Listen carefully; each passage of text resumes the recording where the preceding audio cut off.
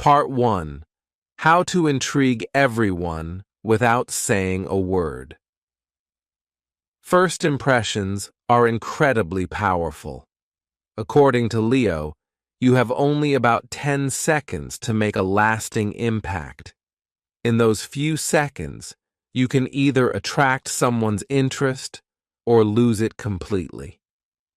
This section of the book is dedicated to helping you master the nonverbal cues that speak volumes before you even say a word. One of the key techniques Londes introduces is the flooding smile. Unlike a quick, superficial smile, the flooding smile is more deliberate and impactful. When you first meet someone, instead of immediately grinning, you pause for a split second.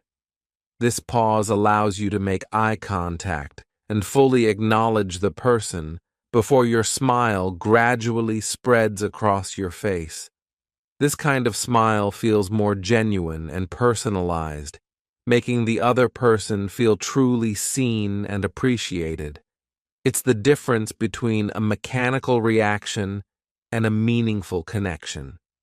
Another crucial tool in your nonverbal communication arsenal is what Londes calls sticky eyes. This technique involves holding eye contact just a little longer than usual. When you engage in this way, it's a powerful message that you are genuinely interested in the other person and fully focused on them. It's about making them feel valued and understood, which instantly elevates your presence in their eyes. Consider how politicians, public figures, or even celebrities handle themselves in a room full of people. They use techniques like these to make everyone they interact with feel special and important. For example, when a politician makes a speech and makes eye contact with audience members, those brief moments of connection make people feel like they've been personally acknowledged. Beyond just smiling and eye contact, body language plays a huge role in how you're perceived. Leo's advice is to pay attention to your posture and movements. Standing tall, shoulders back, and maintaining an open stance communicates confidence and approachability. For example, think about the last time you saw someone walk into a room with a slouched posture and avoiding eye contact. They likely seemed less confident and less engaging. On the other hand, someone who walks in with a strong posture and a warm smile automatically commands attention. These techniques work because they tap into deeply ingrained human instincts. We are naturally drawn to people who exude confidence, warmth, and attentiveness. By mastering these subtle cues, you can make a powerful impression on anyone, often without even saying a word. Part 2. How to know what to say. After you say hi. After you've nailed the first impression, the next step is crucial: what you say and how you say it. This section of the book delves into the art of conversation, particularly the initial small talk that can either lay the foundation for a deeper connection or end the interaction prematurely. Londes emphasizes the importance of listening more than speaking. This might sound counterintuitive, but being a good listener actually makes you a better conversationalist. When you actively listen, you're able to pick up on cues that guide the conversation in a direction that's interesting and relevant to the other person. This is where the technique "never the naked city" comes into play. The idea here is to add vivid details when you're speaking, especially when answering common questions like, "Where are you from?" or What do you do? For example, instead of giving a plain, factual answer like, I'm from New York, you could say, I'm from New York, where the streets are alive with music and the skyline lights up the night. This paints a picture in the other person's mind and opens up more avenues for conversation. They might ask about your favorite spots in the city, your experiences, or what you enjoy most about living there. This technique helps you avoid dull, one-word answers and instead creates engaging, memorable conversations. Another key aspect Londas touches on is the importance of showing genuine interest in the other person. A simple way to do this is by asking open-ended questions that encourage them to share more about themselves. For instance, instead of asking, "Did you have a good weekend?" you might ask, "What was the highlight of your weekend?" This invites them to share a specific experience or story, which can lead to a more interesting and dynamic conversation. Londes also highlights the power of positive language. The way you phrase your words can have a significant impact on the tone of the conversation. For example, rather than saying, "I have to go to work tomorrow," you could reframe it as, "I get to work on an exciting project tomorrow." This small shift in wording reflects a more positive attitude, which can make your conversation more enjoyable for both you and the other person. In this section, Londes also covers the importance of body language during conversation. Just as in the first impression, your nonverbal cues continue to play a role in how you're perceived. Nodding your head, maintaining eye contact, and leaning slightly toward the person as they speak are all ways to show that you're engaged and interested. These signals encourage the other person to open up more, making the conversation flow more naturally. Mastering these techniques can turn even the most mundane small talk into a meaningful interaction. By focusing on listening, adding vivid details, and showing genuine interest, you can make a lasting impression and build stronger connections with the people you meet. Part 3. How to Talk Like a VIP. This part of the book is all about speaking with authority and confidence, which is essential whether you're in a business meeting, giving a presentation, or even just engaging in everyday conversations. Leo shares several techniques to help you sound more like a VIP, someone who commands attention and respect. One of the key strategies is the gravitas greeting. This technique involves matching the tone, pace, and demeanor of the person you're speaking with.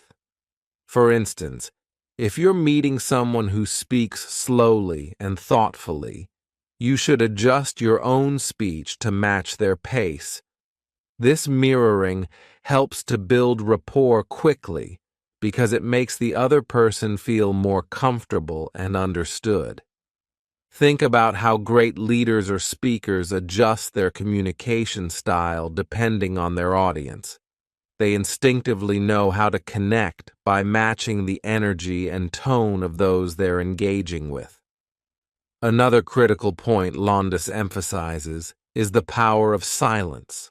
In our fast-paced world, many people feel the need to fill every moment of silence with words, often resorting to filler phrases like you know, or like. However, these fillers can detract from the power of your speech and make you seem less confident. Londas suggests that instead of filling pauses with unnecessary words, you should embrace them. A well-placed pause can actually add weight to your words, making what you say more impactful. For example, think about how a skilled public speaker uses pauses.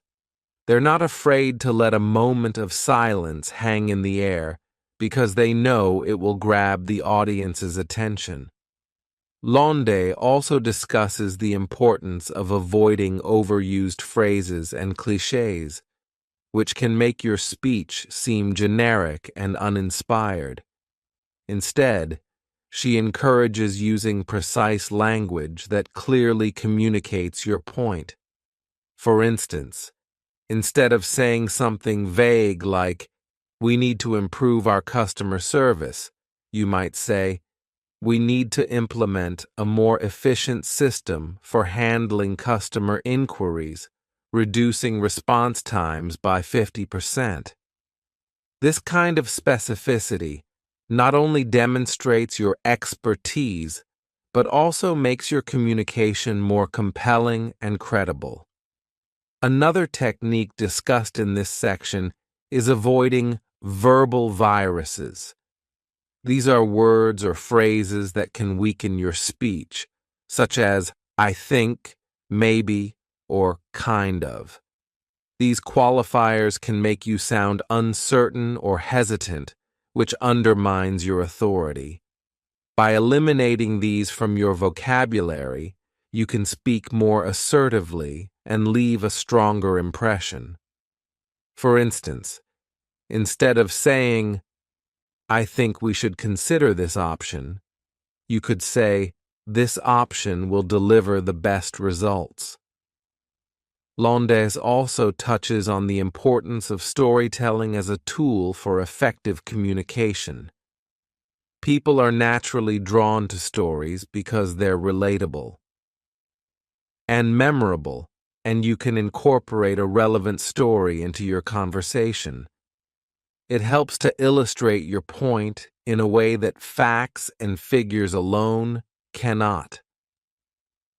For example, if you're trying to convince someone of the benefits of a new project, sharing a story about how a similar initiative succeeded in the past can be far more persuasive than simply listing reasons why it should work. By mastering these techniques, you can speak with the kind of authority and confidence that marks you as a VIP, whether in a professional setting or in everyday interactions.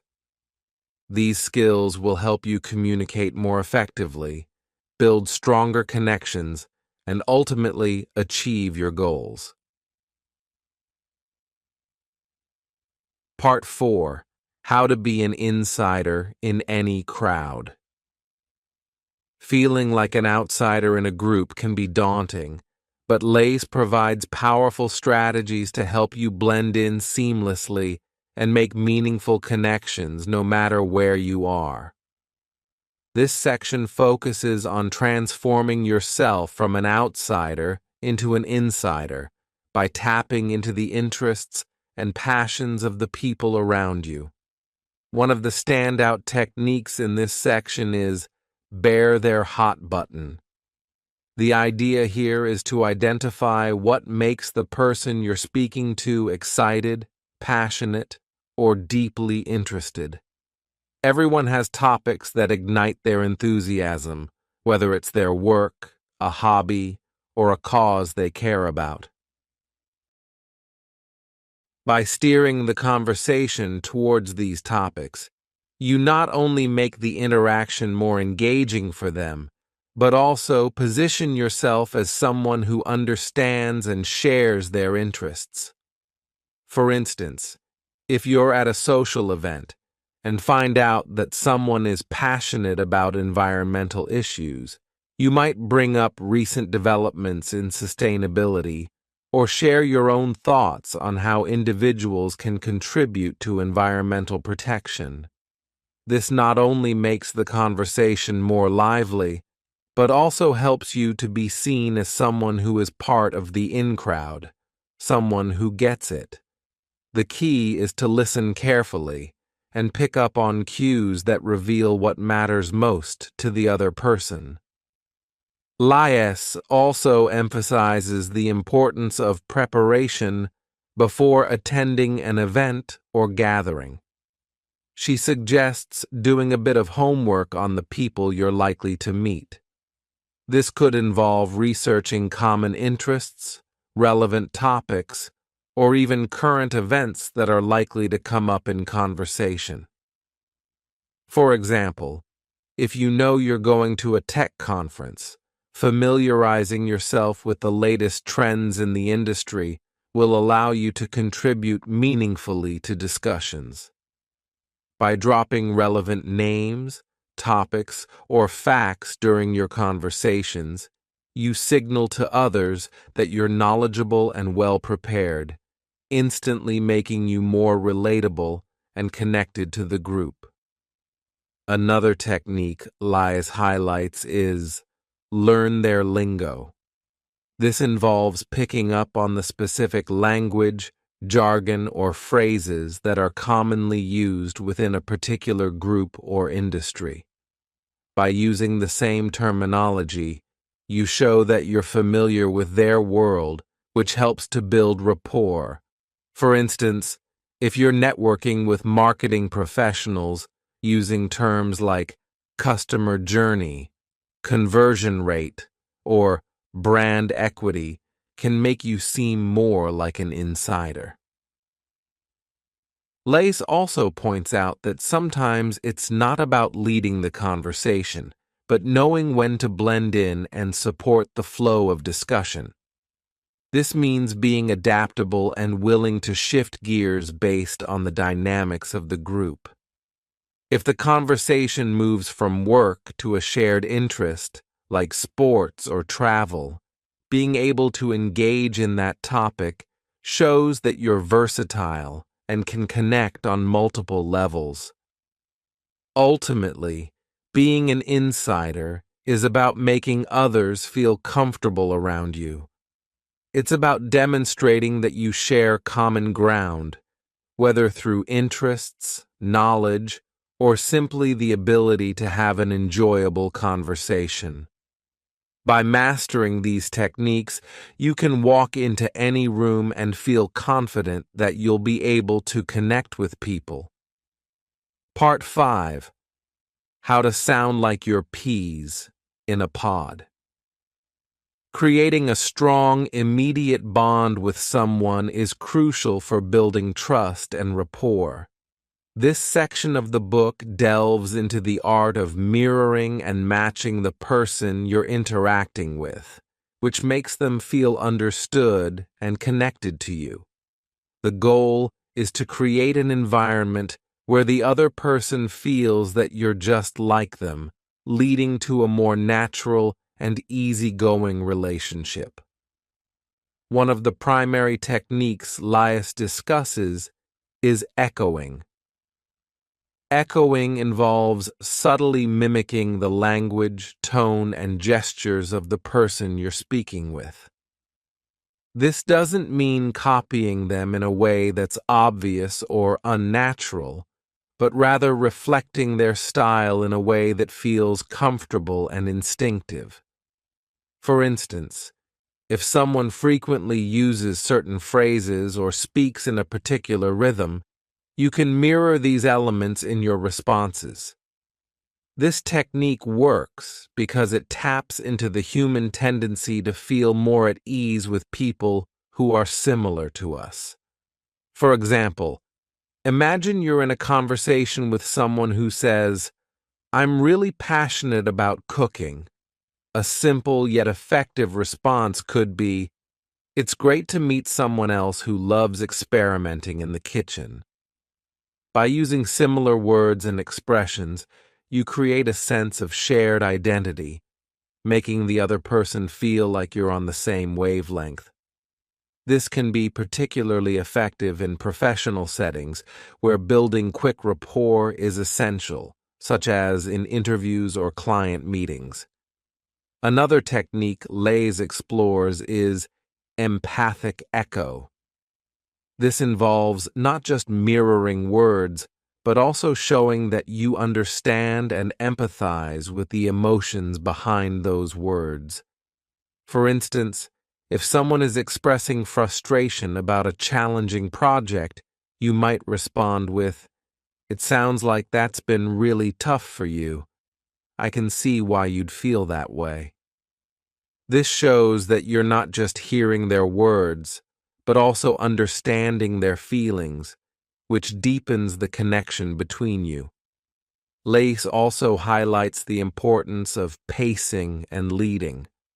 This technique involves first matching the other person's pace and style of communication, and then gradually leading the conversation in the direction you want it to go. For example, if someone is speaking quickly and energetically, you might start by matching their speed and enthusiasm. Once rapport is established, you can then slowly introduce your own ideas or guide the conversation toward topics that are more relevant to your goals. The idea of being peas in a pod extends beyond just verbal communication. Body language plays a crucial role as well. Lias suggests that by subtly matching the other person's posture, gestures, and even facial expressions, you create a non-verbal sense of alignment. For instance, if the person you're speaking with leans forward slightly, you might do the same. This mirroring effect makes the other person feel more at ease and connected to you, even if they aren't consciously aware of it. These techniques are powerful because they operate on a subconscious level. People naturally feel more comfortable and trusting around those who seem to be similar to them. By mastering these subtle forms of mirroring and matching, you can create strong connections quickly and effectively. Part 6. How to differentiate the power of praise from the folly of flattery. Giving compliments can be a double-edged sword. Done correctly, they can strengthen relationships and make others feel valued. But if they come across as insincere or over the top, they can have the opposite effect, making you seem manipulative or untrustworthy. In this section, Lias dives into the nuances of praise, showing how to use it effectively without falling into the trap of empty flattery. One of the key concepts Lias introduces is the idea of killer compliments. These are compliments that are specific, sincere, and impactful. Unlike generic compliments that can feel shallow, like simply saying, "You're smart." A killer compliment is one that shows you've paid attention to the details and genuinely appreciate something unique about the person. For example, instead of saying, "You did a great job," you might say, "The way you handled that difficult client with such grace and patience was truly impressive." This not only makes the compliment feel more genuine, but also shows that you're observant and thoughtful. Killer compliments are powerful because they go beyond the surface and touch on something meaningful. When someone receives a specific compliment about their skills, character, or actions, it resonates with them on a deeper level. It's a way of saying, "I see you, I appreciate you, and I value what you bring to the table." This kind of recognition can be incredibly motivating and can strengthen your relationship with the person. Lias also warns against the dangers of empty flattery.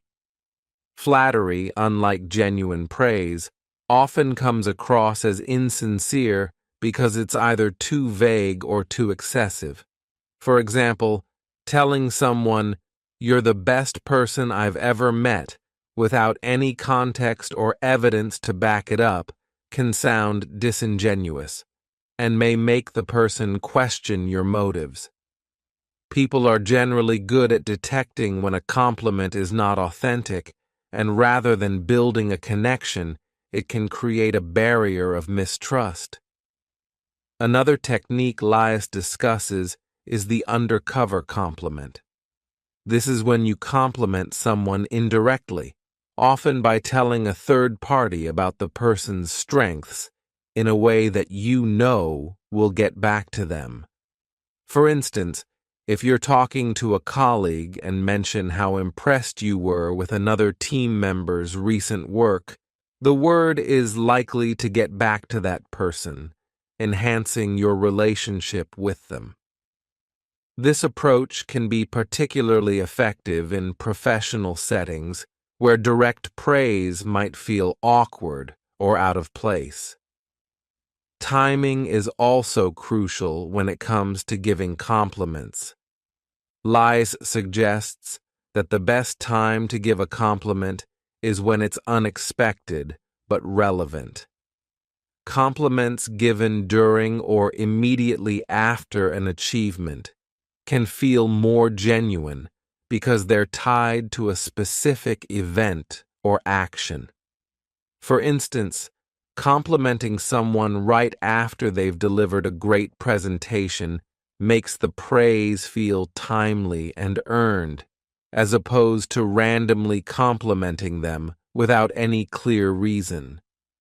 In professional settings, Lays advises being especially mindful of the balance between praise and criticism.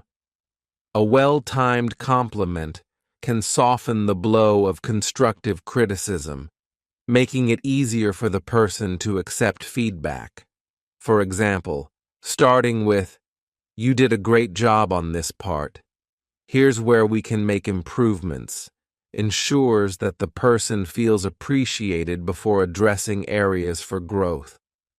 By mastering the art of genuine praise, you can make others feel valued and respected, which in turn strengthens your relationships, builds trust, and enhances your influence.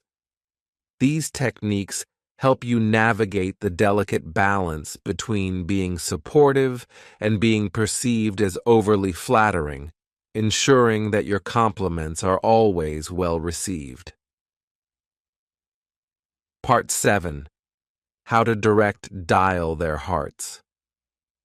Even in our increasingly digital world, phone communication remains a crucial part of personal and professional relationships. Unlike emails or texts, a phone call adds the element of voice, which can convey emotions, nuances, and subtleties that written communication simply cannot.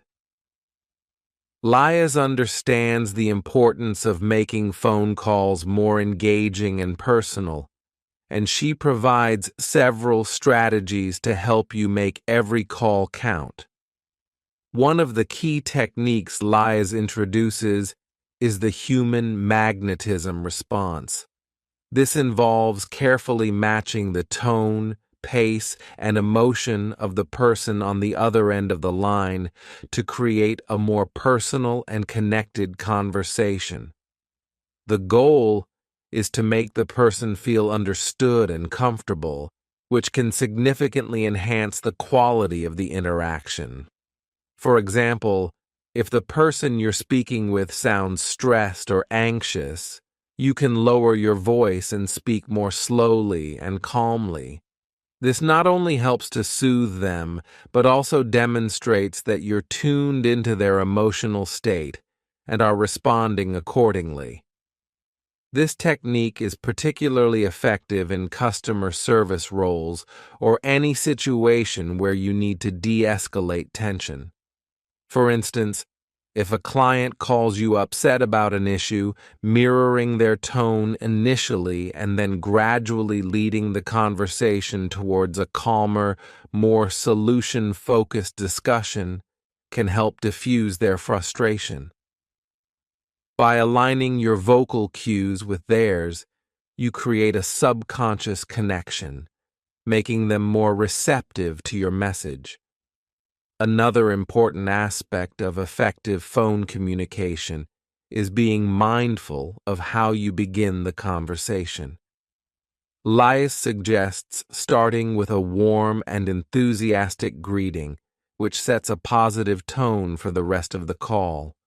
For example, instead of a flat, "Hello," you might say, "Hi.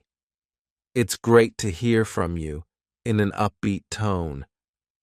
This immediately makes the other person feel welcomed and valued, which can be particularly important in professional settings or first impressions.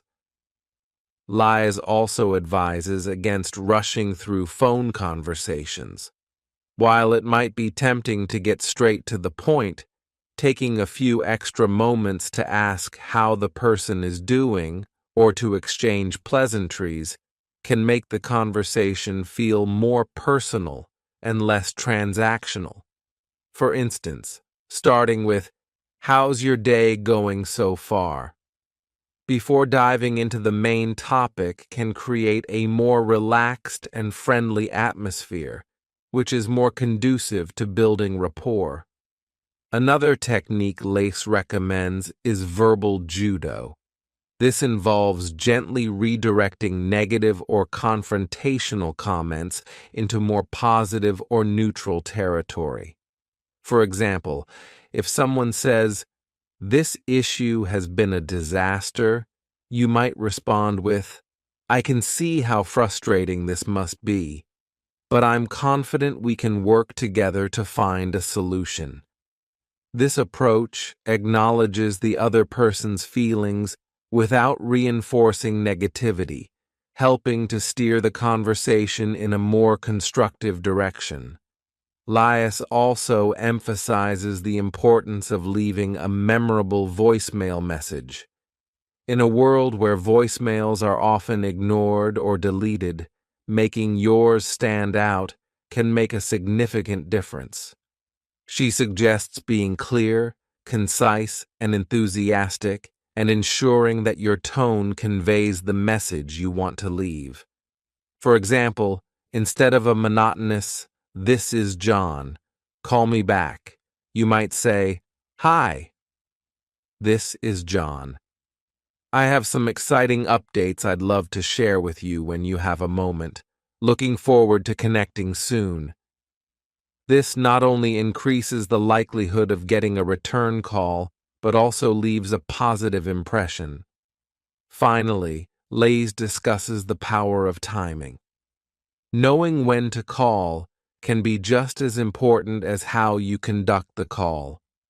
For example, calling someone right after lunch, when they're likely to be more relaxed, can lead to a more productive conversation than calling first thing in the morning when they're swamped with tasks. Being mindful of the other person's schedule and mood can enhance your chances of having a successful interaction. By mastering these techniques, you can turn routine phone calls into powerful tools for building connections.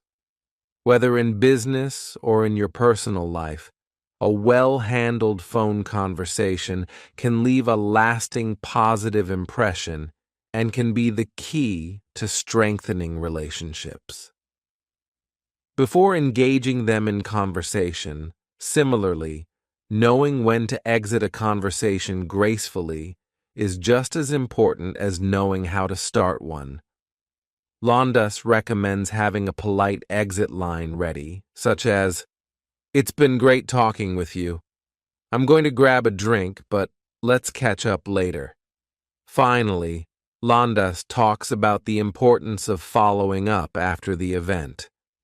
Whether it's a quick email, a text, or a LinkedIn connection, taking the time to reach out to people you've met ensures that the connection doesn't end when the event does. For example, sending a message like, "It was great meeting you at the event last night.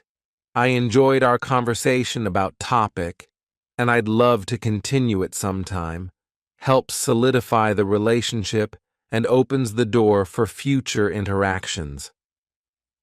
By applying these techniques, you can navigate any social event with ease, making meaningful connections and leaving a lasting impression on everyone you meet.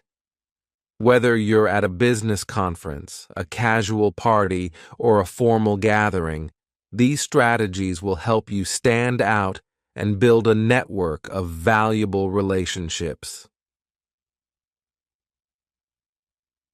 Part 9.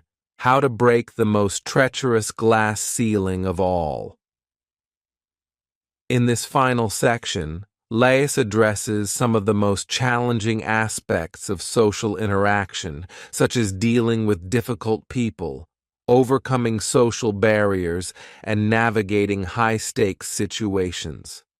The techniques in this section are designed to help you maintain your composure, assert yourself effectively, and ultimately achieve your goals, even in the most challenging environments.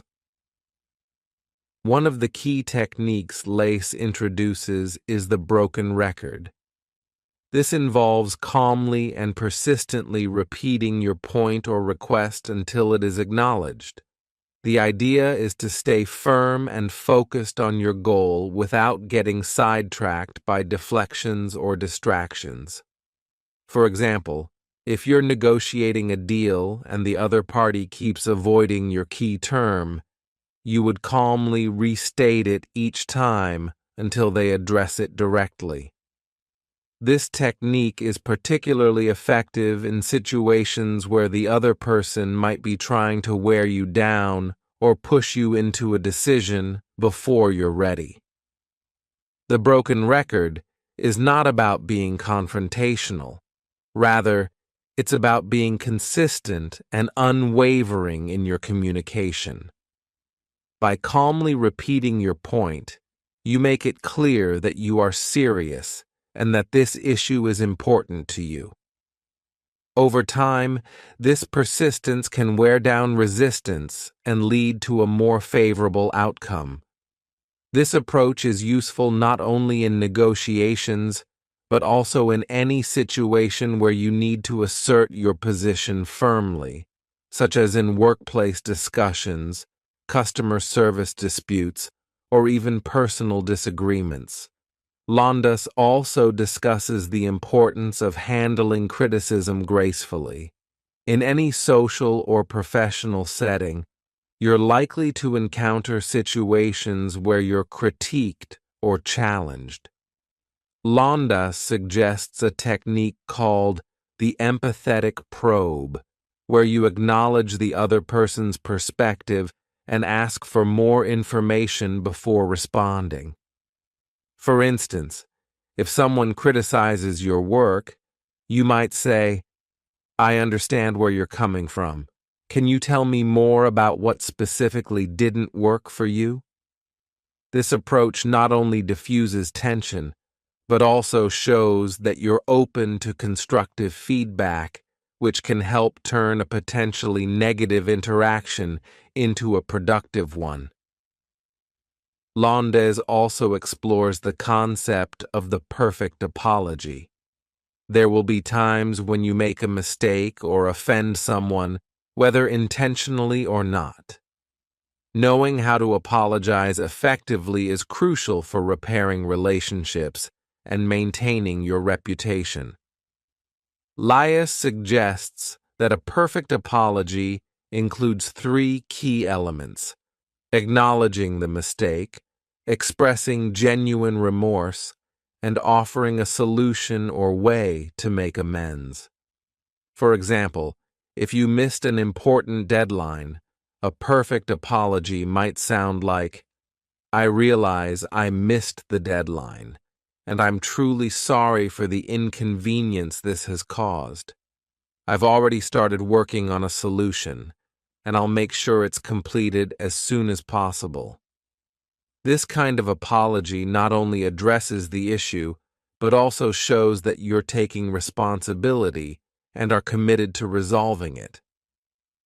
Finally, Lais tackles the concept of glass ceiling breakers. These are strategies for overcoming the invisible barriers that can prevent you from advancing in your career or social standing. She encourages readers to be proactive in seeking out mentors, building a strong network, and continuously improving their skills. For instance, if you feel like you're being overlooked for promotions, Lias suggests finding a mentor within your organization who can provide guidance and advocate for you. Additionally, she recommends taking on high-visibility projects that demonstrate your capabilities and help you stand out.